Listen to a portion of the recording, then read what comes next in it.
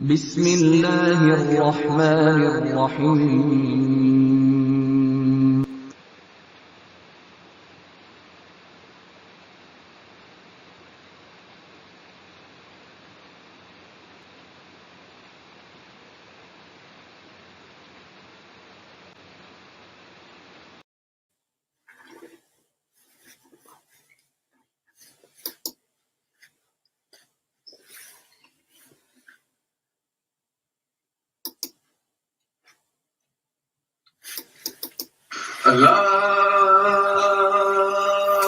Allahu Akbar, Allahu Akbar.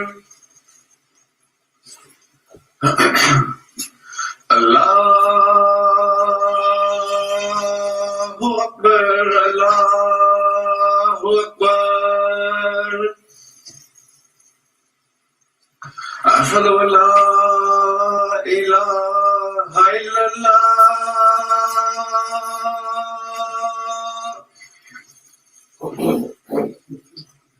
أشهد أن لا إله إلا الله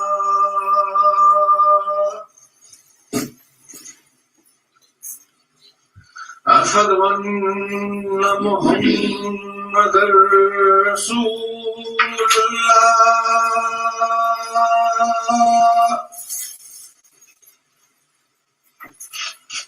أشهد أن محمدا رسول الله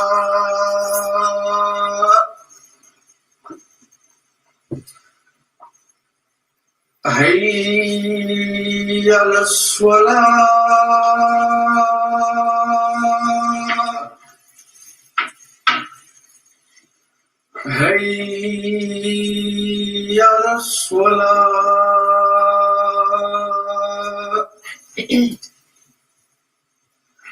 حي على الفلاح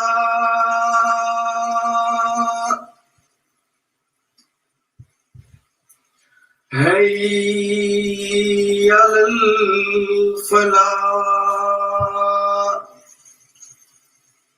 الله أكبر الله أكبر لا إله إلا الله.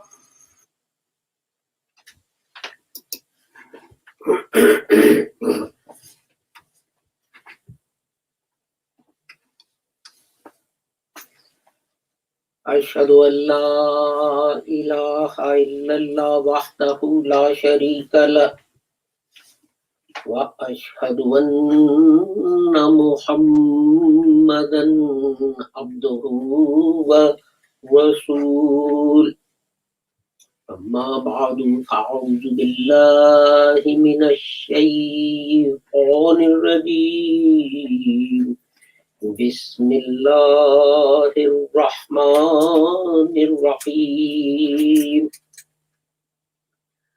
واعتصموا بحبل الله جميعا ولا تفرقوا واذكروا نعمة الله عليكم إذ كنتم أعداء فألف بين قلوبكم فأصبحتم بنعمته إخوانا وكنتم على شفا حفرة من النار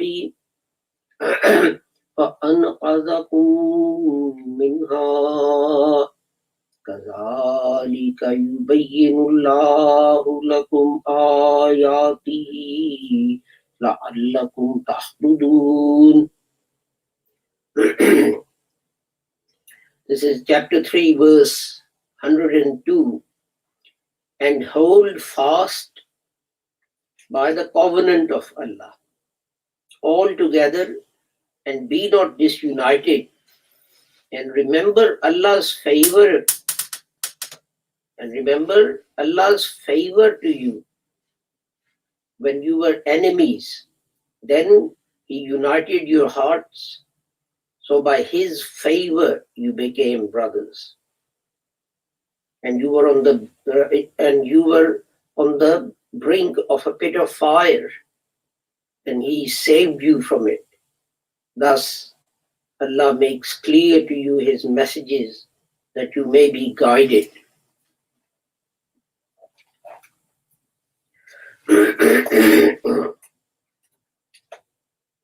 Innamal mu'minuna ikhwatun fa'aflihu bayna akhawaykum wattaqullaha la'allakum turhamun. The believers are brothers. So make peace between your brothers and keep your duty to Allah, that mercy may be that mercy may be had on you. Sadaqallahul Aliyyul Azim. And the Holy Prophet Muhammad said, the example of believers in regard to mutual love, affection, and fellow feeling is that of one body. When any limb of it aches, the whole body aches because of sleeplessness and fever.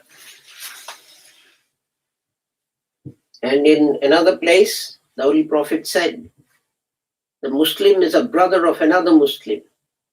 He does not oppress him, neither does he hand him over to the enemy. He does not disappoint him, nor does he humiliate him. And in his last sermon, the Holy Prophet said, Arab has no superiority over non-Arab, and non-Arab has no superiority over Arab. You're all equal, except in piety and doing good deeds, meaning that you're only superior in these things. I leave behind me two things, the Holy Quran and my example. And if you follow these, you will not go astray. I have recited to you the verses of the Holy Quran about unity and what the Holy Prophet said. And yet, these things are manifestly absent from Muslim communities. And this is not something new. At the time of Hazrat Mirza Ghulam Ahmad Sahib, who was the Mujaddid of the 14th century of Islamic Hijrah and the promised Messiah and Mahdi, some people came from Afghanistan and they heard about Hazrat Sahab's claims, so they went to Qadian. And after discussions, they became Ahmadis. They joined the Jamaat. And when they returned to Afghanistan, there was one particular person, Sahibzada Abdul Latif, who was a prince. And what he did was he sent a letter to the king of Afghanistan saying that he'd become an Ahmadi and what his beliefs were. And he doesn't want to create any dissension or any problems or anything in Afghanistan. And if the king is happy, he will come to Afghanistan, otherwise not. And his letter was intercepted. And the king didn't even know about it. And someone wrote back and said, yes, come, everything is fine. And when he went to Afghanistan, he was arrested. And they dug a pit. And they buried him up to his chest in that pit. And then they stoned him until he died. And the same thing happened to 2 other Ahmadis in Afghanistan. And what was their crime? They still believed in La ilaha illallah Muhammadur Rasulullah. They believed in Allah, they believed in the Holy Prophet Muhammad. And when Hazrat Mirza Ghulam Ahmad Sahib, the promised Messiah, heard this news, he was greatly upset. And he tried to find their bodies, but that proved to be impossible. So if you go to Qadian, you will see 2 symbolic graves or 3 symbolic graves of these people to keep their memory alive. But Hazrat Sahib was distressed. And then he made a prophecy. And one word of that prophecy, one sentence of that prophecy is, O land of Afghanistan, you have fallen from God's grace because of the heinous crime that has been committed on your land. And for many years to come, your land will be soaked in blood, and you will not see peace as a punishment for this heinous crime. And we see the recent events in Afghanistan and what happened yesterday at Kabul airport. And I point to these events not to crow, not with pleasure, but with a heartfelt message to Muslims that unless and until we unite and we learn to tolerate each other, the same thing will continue to happen. Others have taken advantage of our disunity in many places. In Libya, in Egypt, in Palestine, in Iraq, in Syria, in Afghanistan. How many countries do you want me to mention where this has happened?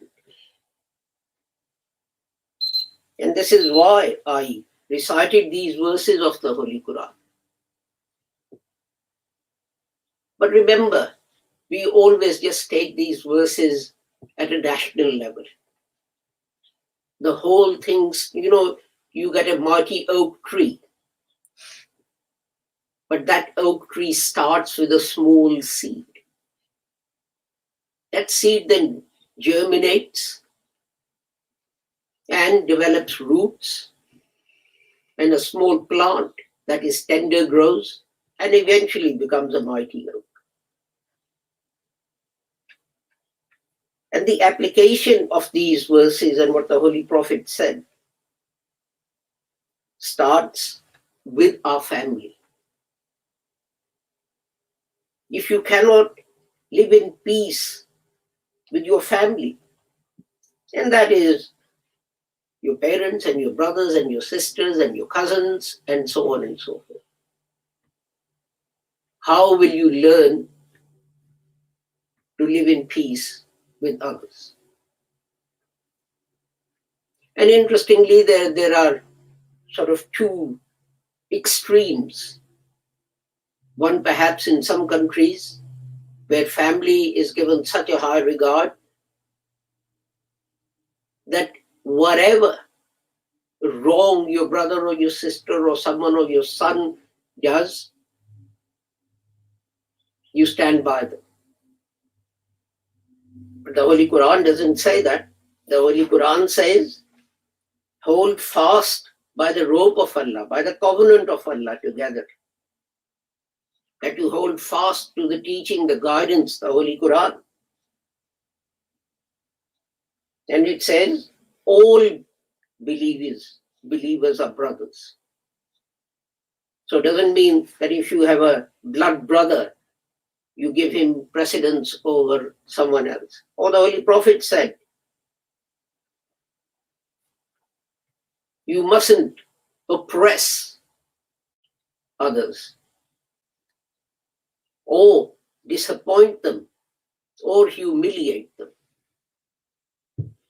And this is even in the family is what we do. My son is a higher official. My son is a bigger businessman. We try and humiliate each other. Rather than display humility, we display arrogance and pride. And the Holy Prophet Muhammad said that God abhors arrogance and pride, except if you've gone out to give battle, you walk proudly in front of the enemy. That is not the time to show humility. I mean, if you're in court of law and you're all, showing humility in front of the other counsel, he's going to wipe the floor with you, just to extend the Holy Prophet's example. And then you extend that from your near and dear ones to your friends at school and college, your colleagues at work, your neighbors. Islam gave so many rights to neighbors. You know, if you make an application to a council for an extension, one thing they'll look at is whether your extension is going to block your neighbor's light and air. 1500 years ago, the Holy Prophet said, your neighbor has a right to light. Your neighbor has a light, your neighbor has a right to air. And 1500 years later, it is being implemented in planning laws in the West. Why Muslims don't point these things out is beyond me.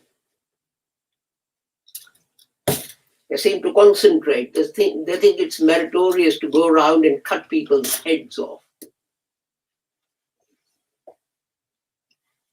There was a Jew in Medina, and he had a tenant who was a Muslim. Many years went by, and suddenly the Jew announced that he was embracing Islam. And people asked him why. And he said, it's because of my tenant's behavior. He said, I'm the landlord. I know that the house needed repair. I know that the roof was leaking. And I know there were so many other things that needed to be done. But he never made my life difficult.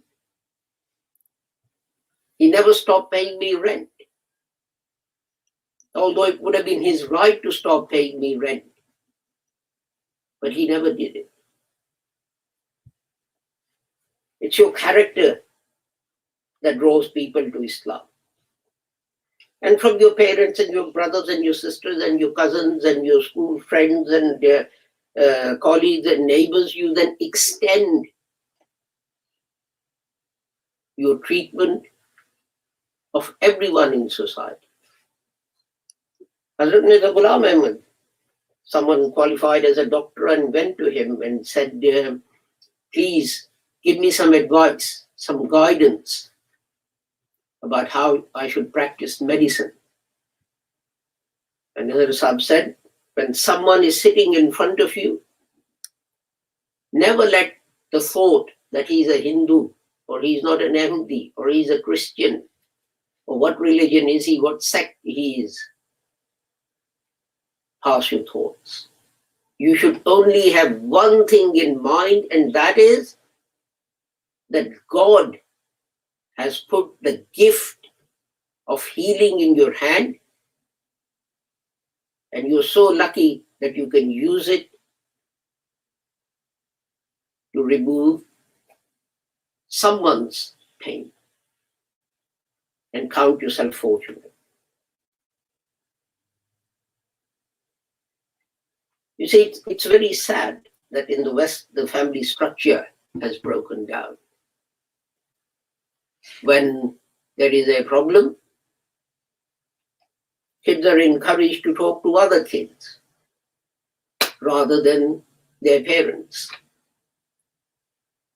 In some cases, actually, teachers actively encourage kids not to talk to their parents, except especially if the parents are from overseas. And that breakdown is leading to many problems: homelessness, drug abuse, and whatever. If a child went to his parents and said, "My mate is offering me these pills," the parent would advise him that don't take them. This is not good. But his mate is going to encourage him to be within crowd, to be popular. Oh, we won't talk to you. You are different. It's okay. Just take one. It's happened to me. It's probably happened to you. It will happen to your kids. So unless you have a strong family, and family where, as I said, or as the Holy Prophet said,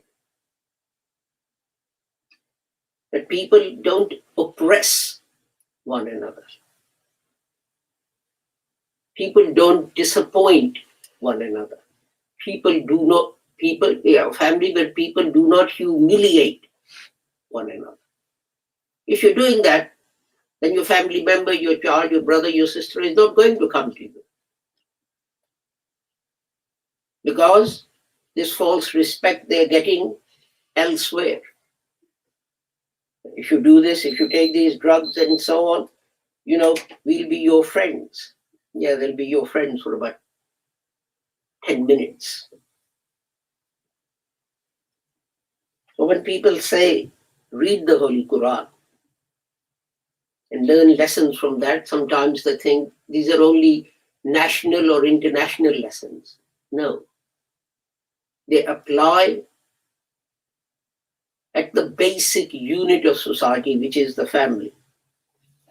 If you're not going to fairly treat your own brother or sister or your parents or your neighbors, how can anyone expect you to treat those whom you don't know with fairness and equality and so on? And this happens. The Holy Prophet said, he also said, white has no superiority over the black, and black has no superiority over the white. But what do we do? Most Muslims, most Pakistanis are the most racist people that I know. When they go out looking for a girl for their son, what's the prime requirement? Not that she should be educated, not that she should be skilled in her, cooking or sewing or whatever. Gori chitti hove. Must be pure white. So white that if you touch her, it will look bad. Isn't that racism? But we do it without batting an eyelid. If a girl from a traditional Muslim family wants to marry a white boy who's a Muslim, all hell will break loose. But if things were reversed,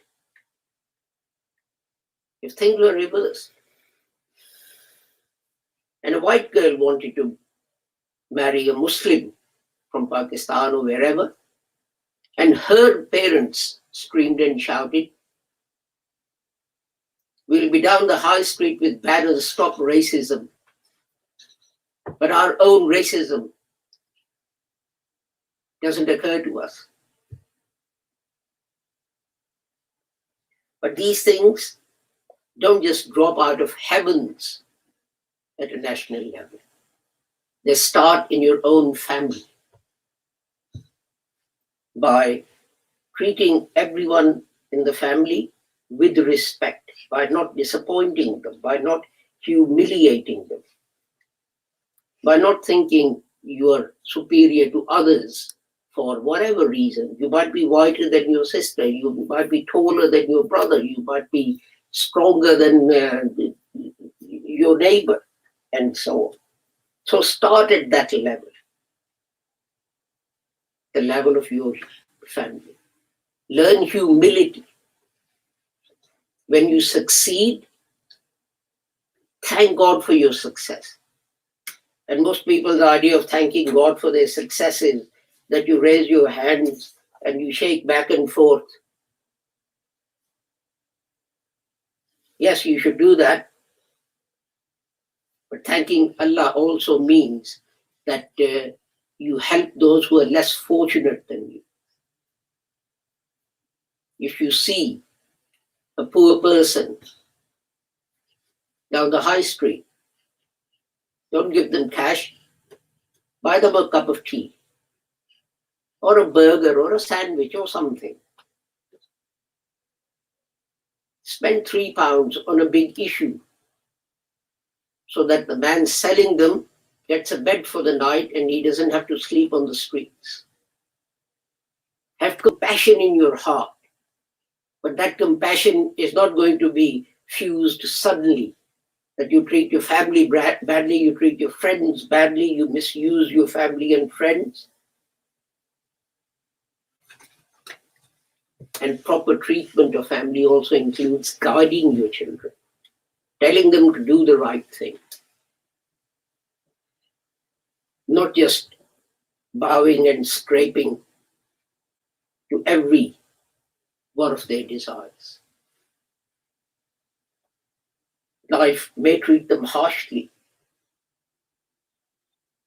but if you train them to bear difficulty with patience, with steadfastness, then they'll be successful. But if at home you made them used to just getting everything that they ask for, how are they going to cope with life's disappointment? This is how people get depression.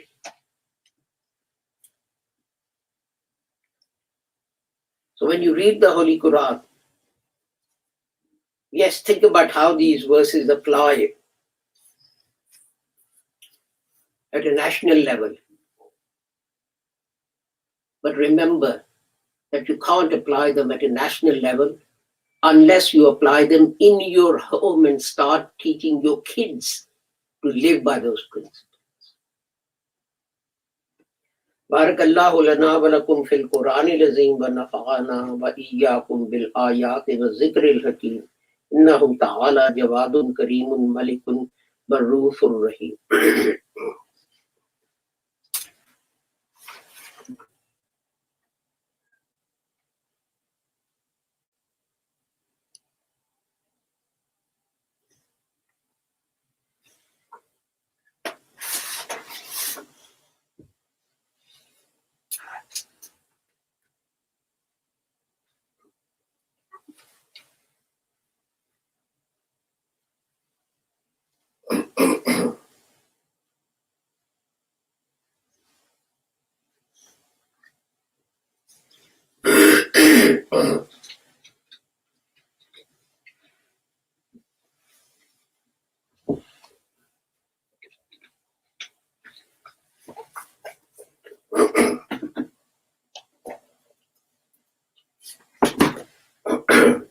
Alhamdulillah, nahmaduhu wa nasta'inuhu wa nastaghfiruhu wa nu'minu bihi wa natawakkalu alayhi ونعوذ بالله من شرور أنفسنا ومن سيئات أعمالنا من يهده الله فلا مضل له ومن يضلله فلا هادي له وأشهد أن لا إله إلا الله وأشهد أن محمدا عبده ورسوله اللهم صل على محمد وعلى آل محمد كما صليت على إبراهيم وعلى آل إبراهيم إنك حميد مجيد اللهم انصر من نصر دين محمد صلى الله عليه وسلم واجعلنا منهم واخذل من خذل دين محمد صلى الله عليه وسلم ولا تجعلنا منهم عباد الله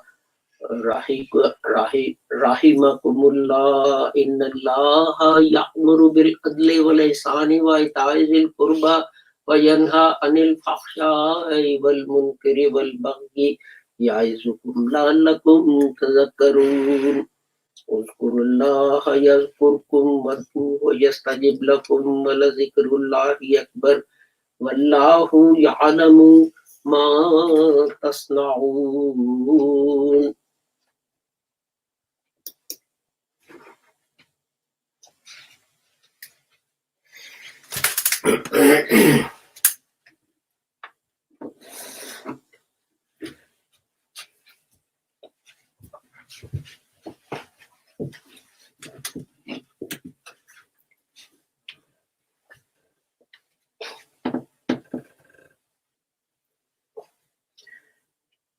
Allahu Akbar, Allahu Akbar. Ashhadu an la ilaha illallah, ashhadu anna Muhammadar Rasulullah. Hayya salah, hayya al falah, qad qamatis salat, qad qamatis salah. Allahu Akbar, la ilaha illallah. Allahu Akbar.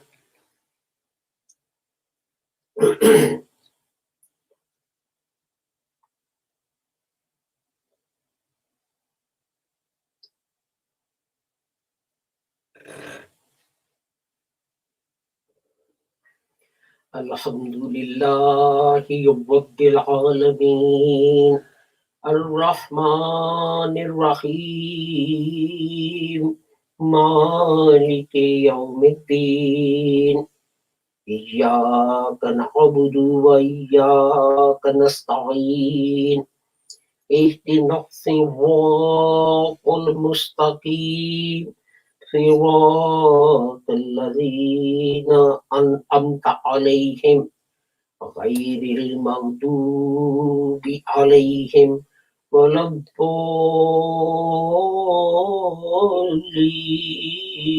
الضالين آمين. والتين والزيتون وطور سينين وهذا البلد الأمين لقد خلقنا الإنسان في أحسن تقويم ثم رددناه أسفل سافلين إلا الذين آمنوا وعملوا الصالحات فلهم أجر غير ممنون وما يكذبك بعد بالدين أليس الله بأحكم الحاكمين. الله أكبر.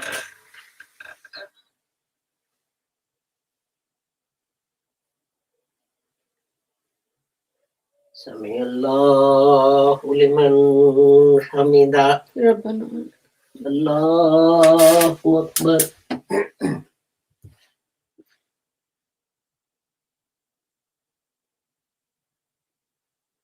الله أكبر. الله أكبر.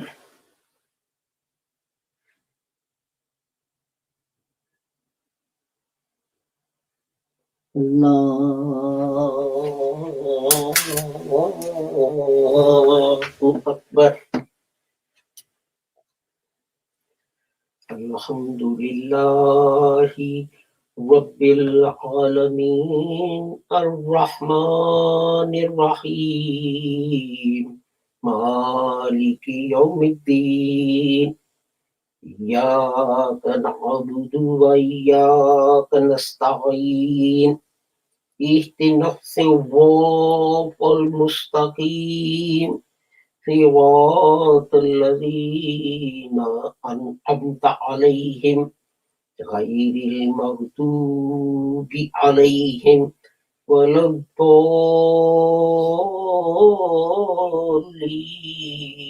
الضالين آمين إنا أعطيناك الكوثر فصل لربك وانحر إن شانئك هو الأبتر الله أكبر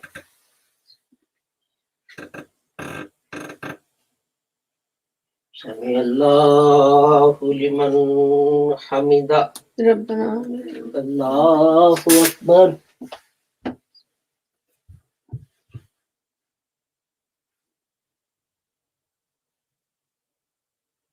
الله أكبر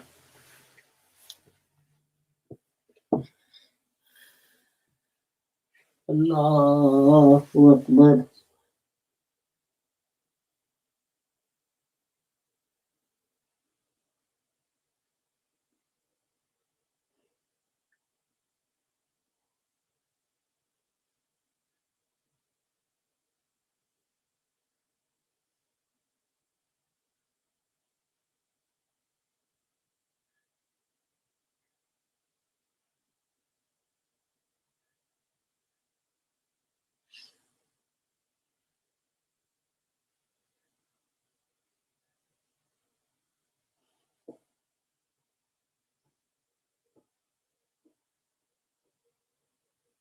الله أكبر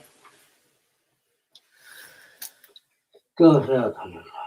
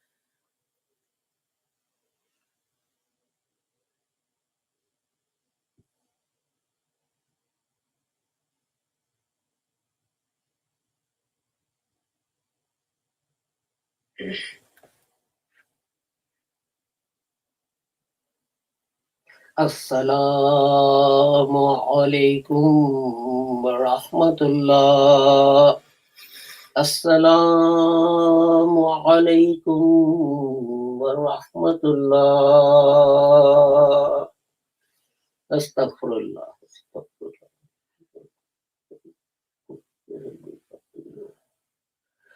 اللهم أنت ربنا آتنا في الدنيا حسنة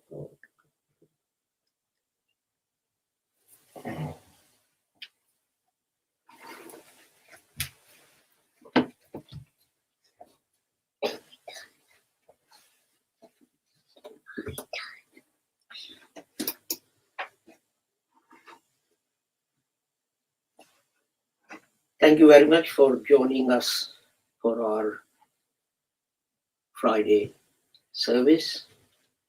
If you have any comments or suggestions, please do send them to us. You can email us on the email address or leave a comment on YouTube or Facebook, etc. We end this with a prayer that until we meet again, whoever you are and wherever you may be, whatever your nationality, religion, creed, or caste may be, may Allah keep the whole of humanity safe and sound and free from harm. Assalamu alaikum, Khuda Hafiz, and goodbye.